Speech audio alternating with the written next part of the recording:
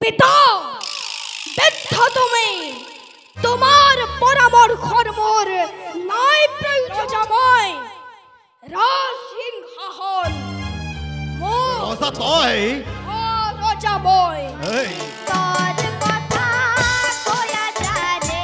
পক্ষী ৰয়া যাৰে পক্ষী ৰয়া বহল বিশাল পৃথিৱীৰ বুকুতে নমস্কাৰ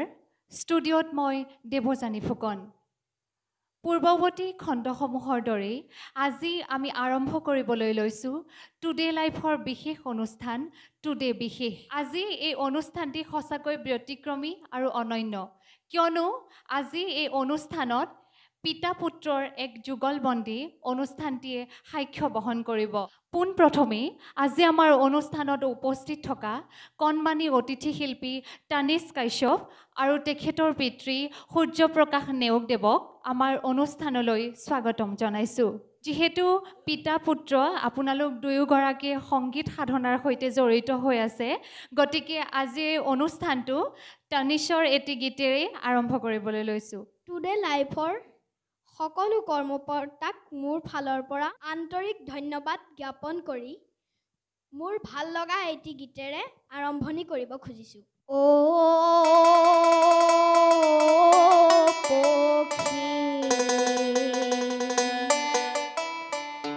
রয়া যারে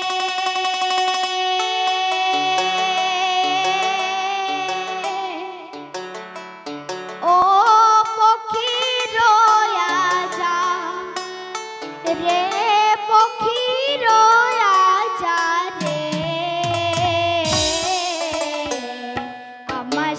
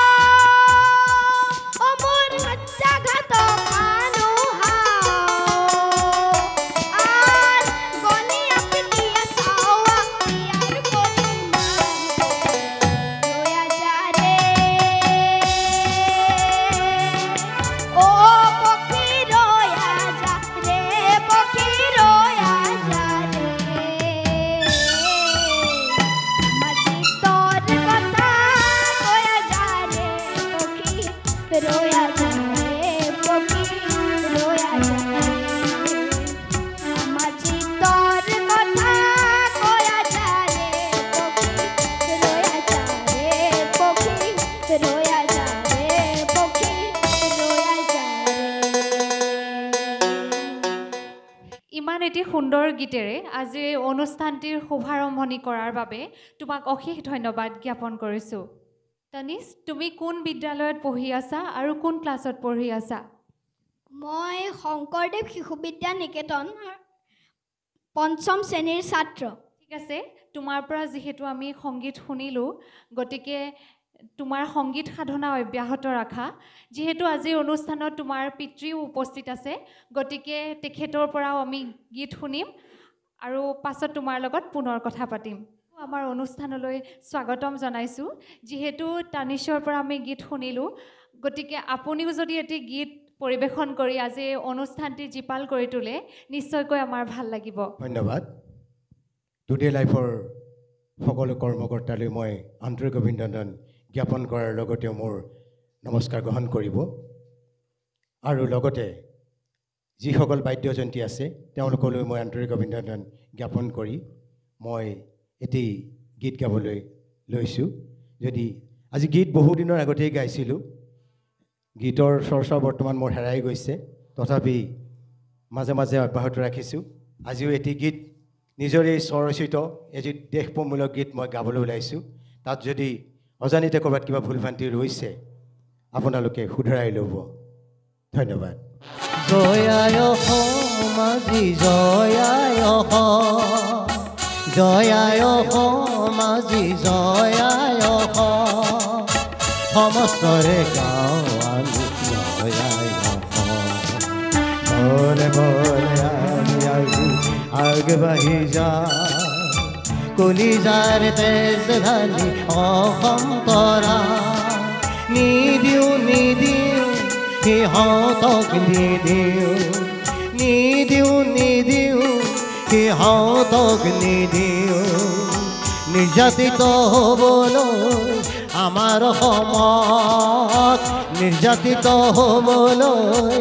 আমাৰ সমত জয়ায় মাঝি জয়ায় জয়ায় মাঝি জয়ায়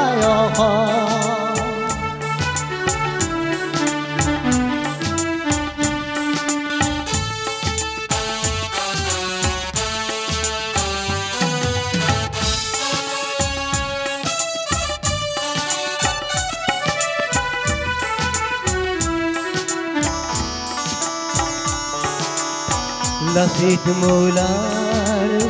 কনক লতা কুশল প্ৰিয় মণিৰাম বৰুৱা লচিত মূলাৰ কনক লতা কুশল মণিৰাম পিয়লি বৰুৱা ত্যাগী ত্যাগী দিলে জীৱ আহুতিলে ত্যাগী ত্যাগী দিলে দিলে এন্ধাৰ বিনাশী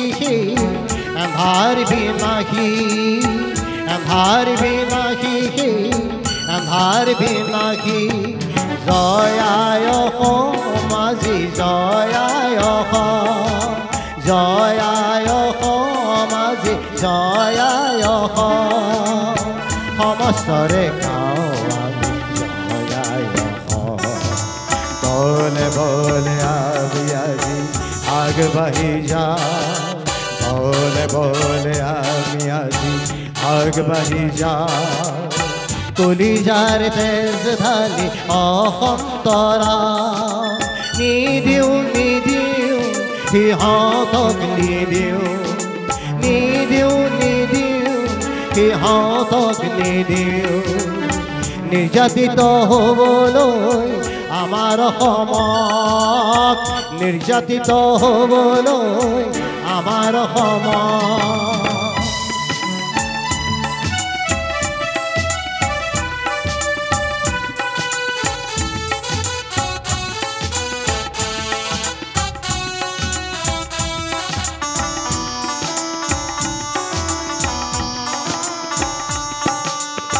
খৰগেশৰ আত্মাই ৰিঙিয়াই মাতিছে মোক দেশ লাগে খৰগেশৰ আত্মাই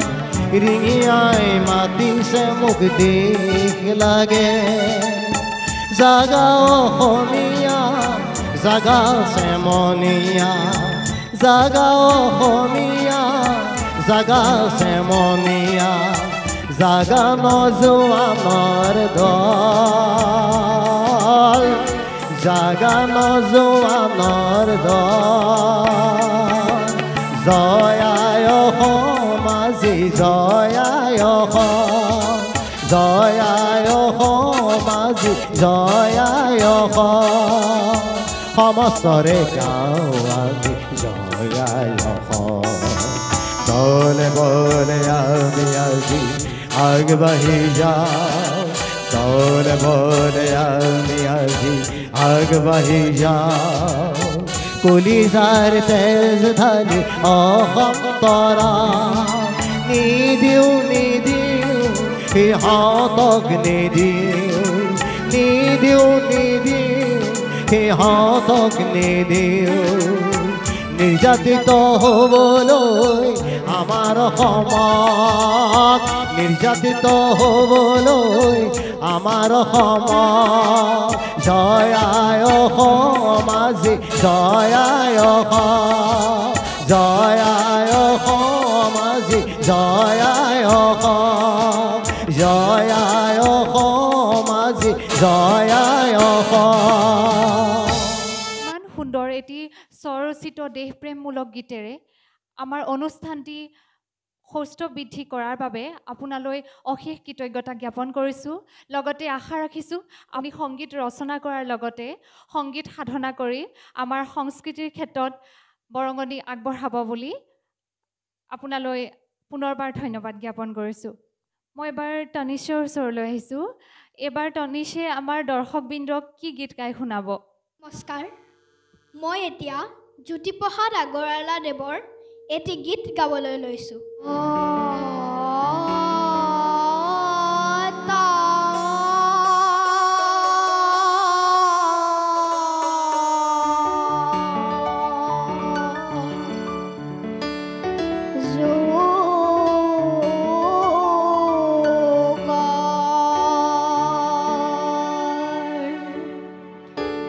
কত চাকি জ্বলাই আহিলি কত চাকি জ্বলাই আহিলি আপোনাৰে আনন্দতে নিজেই হাঁহিলি নিজৰে তই চকু পানী নিজে মচিলি নিজৰে তই চকু পানী নিজে মচিলি শিল্পী মোৰ মনৰে তই শিল্পী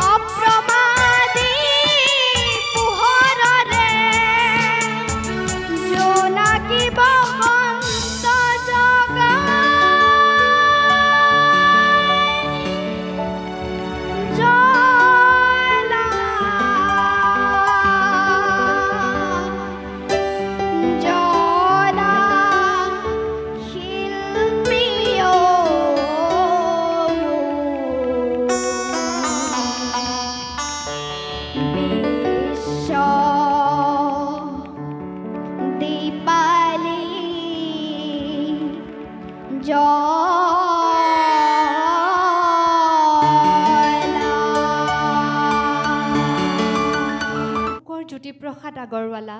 সংগীত সূৰ্য ডক্টৰ ভূপেন হাজৰিকা, কলাগুৰু বিষ্ণুপ্ৰসাদ ৰাভাদেৱ, এইসকল ব্যক্তিৰ সংগীতৰ ক্ষেত্ৰত যি অৰিহণা আছিল, তেওঁলোকৰ সেই অৰিহণাৰ অবিহনে আমাৰ অসমীয়া সংস্কৃতিৰ বৰঘৰ কেতিয়াও চহকী নহয়। গতিকে এই চিৰসেউজ গীতসমূহৰ সাধনা তানিছ তুমি অব্যাহত ৰাখিবা আৰু আশা কৰিছোঁ তোমাৰ এই সংগীতৰ যাত্ৰা আৰু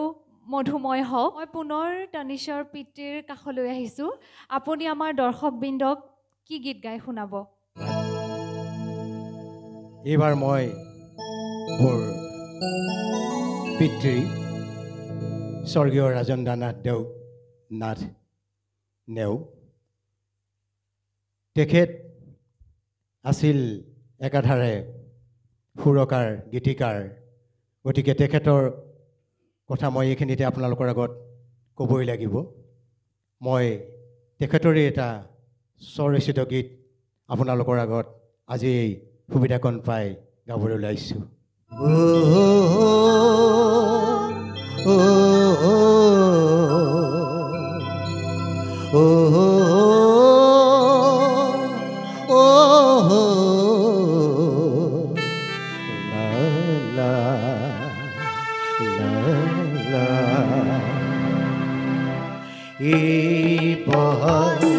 বিশাল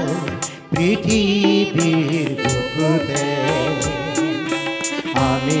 সৰু ধূলি কণা, এই বহল বিশাল পৃথিৱীৰ বুকুতে আমি সৰু ধূলি কণা, ৰূপালী কিৰণ ৰূপৰ সেকুৰা বান্ধি, সোণালী কিৰণ সোণৰ সেকুৰা বান্ধি, ঝিলমিল কৰে আজি ধৰা, ঝিলমিল কৰে আজি ধৰা।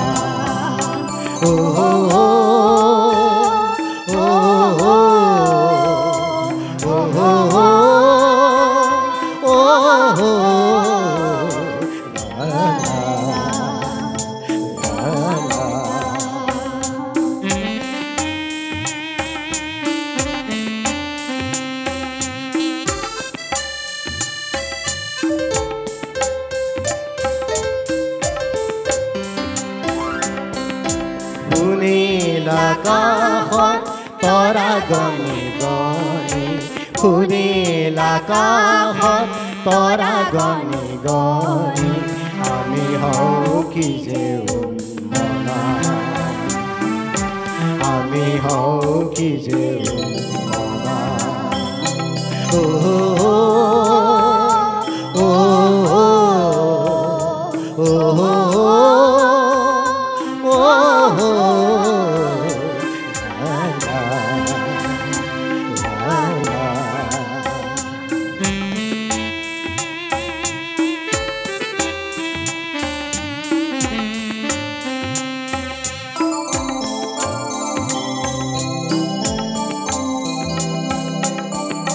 সেউজ বুলিয়া হয় প্ৰকৃতিয়ে ৰূপ লয়, সেউজ বুলিয়া হয় প্ৰকৃতিয়ে ৰূপ লয়, অপৰূপী যে মনোমোহা,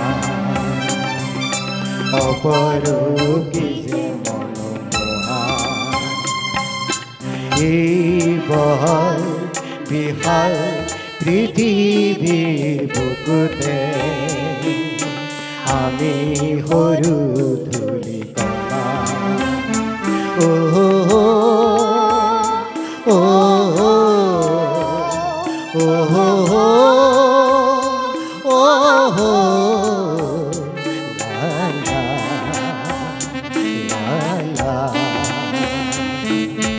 এই বহল বিশাল পৃথিৱীৰ বুকুতে আমি সৰু ধূলি কণা, আমি সৰু ধূলি কণা। আমি সৰু ধূলিকণা।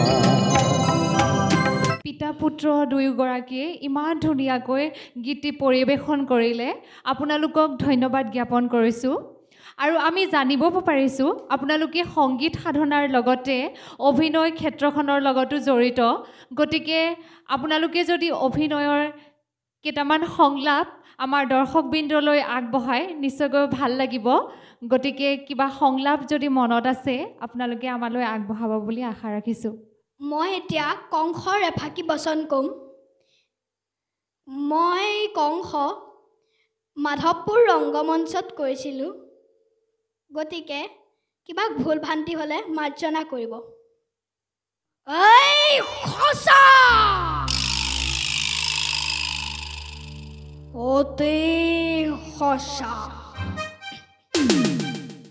মনত পৰিশেষে ধৈৰ্যতিৰ বল আপোন পাহৰা হৈ আনন্দতে আজি পাহৰিছো নিজৰে ভূত ভৱিষ্যত সাৱধান সাৱধান কৰি দিছে আকাশী পানীয়ে পৰাই দিছে মোৰ কৰ্তব্য নিজৰ কালকেতু ঘৰুৱা পিছলি বেগেৰে তীক্ষ্ণ তৰোৱাল আনন্দ উন্মুক্ত বজা পলাও দৌৰি মৃত্যু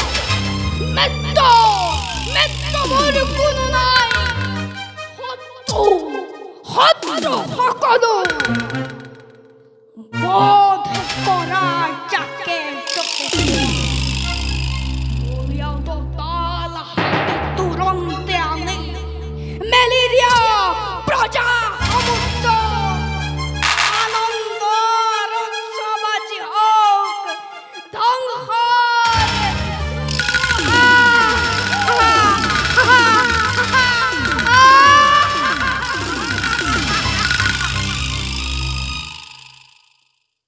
তোমাক ধন্যবাদ জ্ঞাপন কৰিছোঁ ইমান কণমানিতে তুমি কংসৰ অভিনয়ে এনেকুৱা এটা ধুনীয়া অভিনয় কৰি দেখাইছা সঁচাকৈ কি ক'ম মই নিজে ভাবি পোৱা নাই আৰু এটা কথা আমি গম পাইছোঁ যে তোমাৰ দেউতাও যিহেতু অভিনয় প্ৰিয় আৰু তেখেতে কৰেও আৰু আজি এই অনুষ্ঠানত যদি তোমালোক দুয়ো একেলগে কিবা এটি অভিনয় হয় আমাৰ ভাল লাগিব গতিকে তোমালোকে কৰি দেখুৱাবা বুলি আমি আশা ৰাখিছোঁ ধন্যবাদ এতিয়া আমি দুইজনে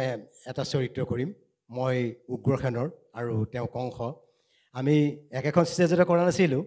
ময়ো এখন বেলেগ ৰাসত উগ্ৰসেনৰ চৰিত্ৰটো কৰিছিলোঁ আৰু তেওঁ কংস কৰিছে গতিকে মই এতিয়া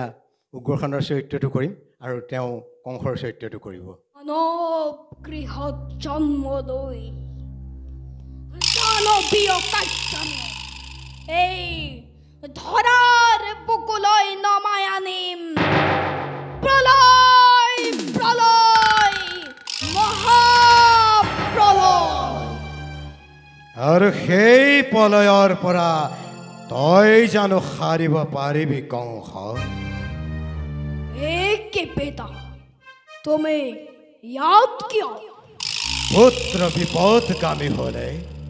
এনে কোনো পিতৃ নাই যি নীৰৱে চাই থাকিব পাৰে সেই হেতুক মই ক'বলৈ আহিছোঁ পুত্ৰ তই অহংকাৰেৰ তই দয়াৰে ক্ষমাৰে ৰাজ্য শাসন কৰ ভোজ বংশৰ মৰ্যাদা তই অক্ষুণ্ণ ৰাখ পিতা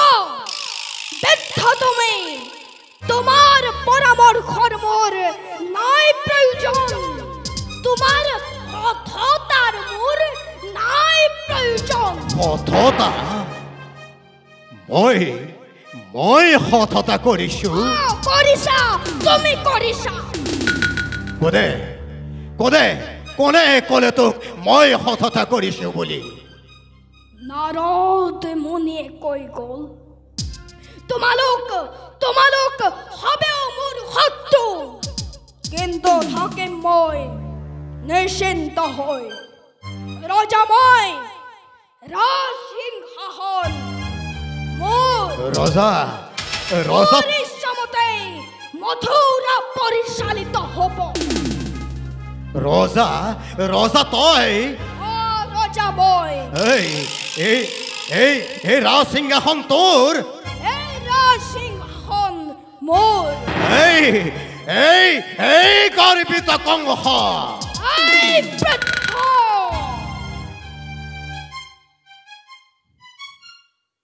মহাপুৰুষ শ্ৰীমন্ত শংকৰদেৱ আৰু মাধৱদেৱ দুয়োজনা গুৰুৰ অপূৰ্ব সৃষ্টি ভাওনা সংস্কৃতি। যি দুজনা গুৰুৰ এই অপূৰ্ব সৃষ্টিৰাজিক তোমালোকে সুন্দৰ অভিনয় তথা যি অনুশীলন অব্যাহত ৰাখিছা, আশা ৰাখিছোঁ সেয়া ভৱিষ্যতলৈ তোমালোকে খুব সুন্দৰকৈ অনুশীলন কৰি থাকিবা। আৰু দুয়োগৰাকীলৈ আজি এই অনুষ্ঠানত ইমান সুন্দৰভাৱে অভিনয় কৰি দৰ্শকবৃন্দক আপ্লুত কৰাৰ বাবে ধন্যবাদ জ্ঞাপন কৰিছোঁ। এনেকুৱা অনুষ্ঠান চাই থাকিলে বা গীত শুনি থাকিলে আমাৰ এৰিবও মন নাযায়, কিন্তু যিহেতু সময়ৰ আহ্বান, আমাৰ এই অনুষ্ঠান সামৰিবৰ সময় সমাগত, গতিকে অনুষ্ঠান সামৰাৰ প্ৰাক মুহূৰ্তত তানিছ, তুমি আমাক কি গীত গাই শুনাবা? সংগীত সূৰ্য ভূপেন হাজৰিকা দেৱৰ এটি গীত গাবলৈ লৈছোঁ। অগ্নি যুগৰ প্ৰীতি মই নতুন অসম গঢ়িম, নতুন অসম গঢ়িম, নতুন অসম গঢ়িম। সৰ্বহাৰাৰ সৰ্বস্ব, সৰ্বহাৰাৰ সৰ্বস্ব পুনৰ ফিৰাই আনিম।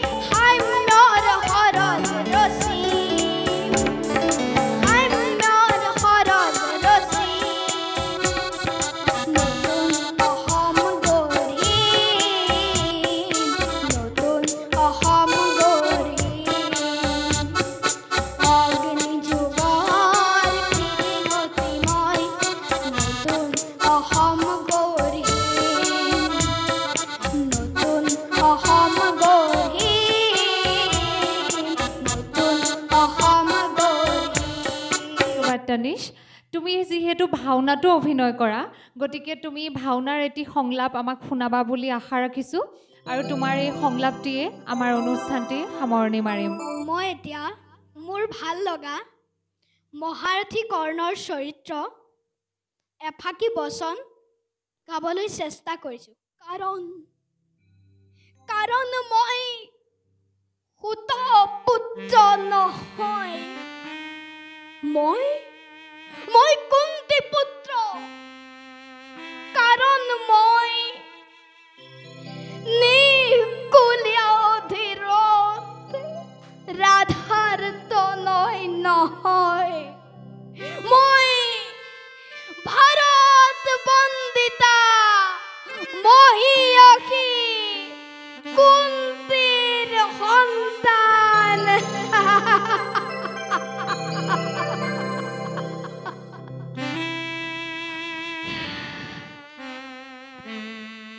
মই যেতিয়া ৰংগভূমিত সুত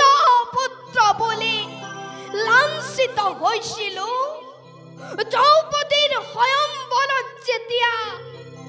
সুত পুত্ৰক মাল্য প্ৰদান নকৰো বুলি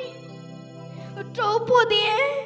শতাধিক ৰজা ৰাজকুমাৰৰ সন্মুখত মোক অপমান কৰিছিল তেতিয়া কিয় নকলা বাসুদেৱ মই ক্ষত্ৰিয় বুলি মই কুন্তি পুত্ৰ জ্যেষ্ঠ পাণ্ডৱ বুলি কিয় পাণ্ডৱ জননীয়ে ঘোষণা নকৰিলে মই তেওঁৰ কুমাৰী কালৰ গোপন প্ৰেমৰ প্ৰতীক বুলি কিয় বাসুদেৱ কিয় স্বাৰ্থ সকলো স্বাৰ্থ শৈশৱৰে পৰা মোৰ যি ভাৰত শ্ৰেষ্ঠ যোদ্ধা হোৱাৰ ইচ্ছা সাধন তাৰ পৰা বঞ্চিত কৰি অৰ্জুনৰ শ্ৰেষ্ঠতা অক্ষুণ্ণ ৰখাৰ স্বাৰ্থত মোৰ জন্ম ৰহস্য উদ্ঘাটন কৰা হৈছে কবচ কুণ্ডল দান হিচাপে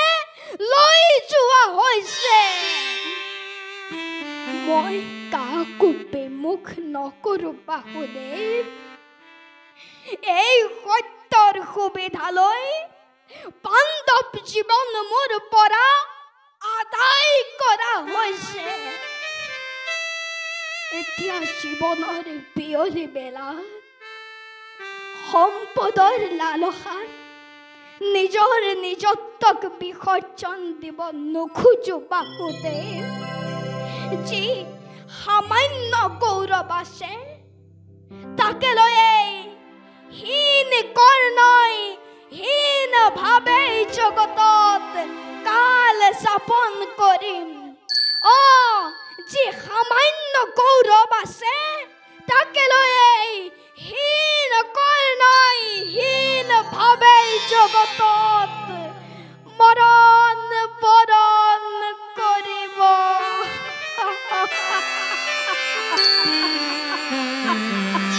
ইমান সৰুতে অভিনয়ৰ ভিতৰত সোমাই তুমি যি অভিনয় কৰি দেখুৱাইছা তাতে আমি গম পাইছোঁ যে কিমান ধুনীয়া তুমি অভিনয় কৰা আশা ৰাখিছোঁ তোমাৰ এই সাধনা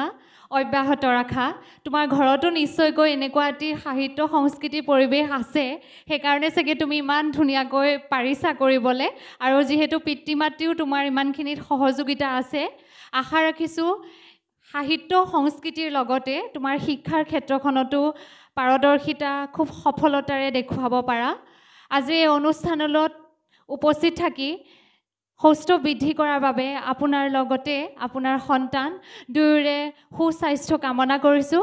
আশা ৰাখিছোঁ এয়া আপোনালোকে অব্যাহত ৰাখিব লগতে আজি এই অনুষ্ঠানত বাদ্যযন্ত্ৰ সংগত কৰা প্ৰতিগৰাকী শিল্পীলৈ ধন্যবাদ জ্ঞাপন কৰিছোঁ আৰু ইমানতে আমাৰ অনুষ্ঠানৰ সামৰণি মাৰিছোঁ সবিশেষ চাই থাকিব টুডে লাইফত ধন্যবাদ